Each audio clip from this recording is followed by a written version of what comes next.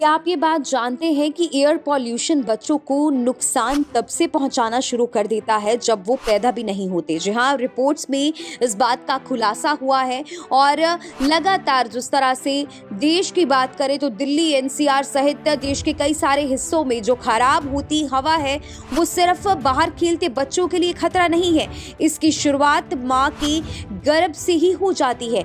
जी हाँ, दिल्ली एम्स के डॉक्टर्स का कहना है कि जब गर्भवती महिला प्रदूषित हवा में सांस लेती है तो ये जहरीले कण खून के जरिए सीधे बच्चे तक पहुंच जाते हैं। इससे ऑक्सीजन की कमी, सूजन और तनाव बढ़ता है, जिससे फेफड़ों और अंगों का विकास प्रभावित होता है। इसी वजह से कई बच्चे लो बर्थ वेट, एलर्जी और बार बार खांसी, जुकाम और आगे चलकर अस्थमा जैसी समस्याओं से जूझते हैं। इतना ही नहीं, छोटे बच्चे प्रदूषण से सबसे ज्यादा प्रभावित क्यों होते हैं, ये भी एक अहम सवाल है, क्योंकि उनके फेफड़े, बताया जा रहा है रिपोर्ट्स में जानकारी जो है कि बच्चों के फेफड़े छोटे होते हैं और अभी विकसित हो रहे होते हैं। यानी जितना जहर हम लेते हैं उसका असर बच्चों पर उससे कहीं ज्यादा गहरा होता है।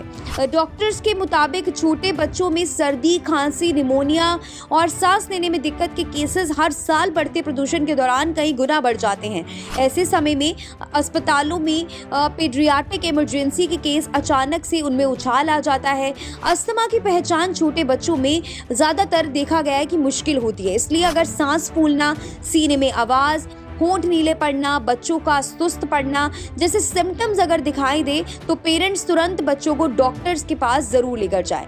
ज्यादातर माता पिता एंटीबायोटिक और नेबुलाइजर को ही जो है वो पहला इलाज मान लेते हैं, लेकिन डॉक्टर्स का यहाँ पर कहना है कि अधिकतर इन्फेक्शन वायरल होते हैं जिनमें एंटीबायोटिक का कोई फायदा नहीं है और नेबुलाइजर का ओवर यूज भी यहाँ पर गलत है। कई मामलों में इनहेलर प्लस पेसर ज्यादा सुरक्षित और असरदार होते हैं, लेकिन डॉक्टर की एडवाइस के साथ। इनहेलर में मौजूद स्टेरॉइड से डरने की जरूरत यहाँ पर नहीं है अगर डॉक्टर ने बताया है कि ये पूरी तरह सुरक्षित है। यहाँ पर अब ये भी है कि लंबे समय से बच्चों की फेफड़े की सेहत कैसे बचाई जा सके, तो पहले 6 महीने केवल डॉक्टर की ओर से जो सुझाए गए पॉइंट्स हैं उन पर ध्यान देना जरूरी है, जैसे कि स्तनपान, समय पर टीकाकरण, बाहर कम ले जाना बच्चों को, घर में साफ हवा और किसी भी समस्या पर सेल्फ मेडिकेशन ना करने की, सीधा डॉक्टर से सलाह लेना, ये सबसे बड़ा बचाव रहेगा। और हाँ, बार बार होने वाले फेफड़ों की इन्फेक्शन आगे चलकर अस्थमा या लगातार जो है वो बच्चों की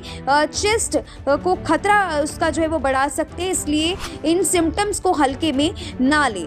बड़ी बातें बस यही है कि प्रदूषण सिर्फ बाहर की हवा नहीं बिगाड़ रहा, ये हमारे बच्चों का भविष्य भी खराब कर रहा है।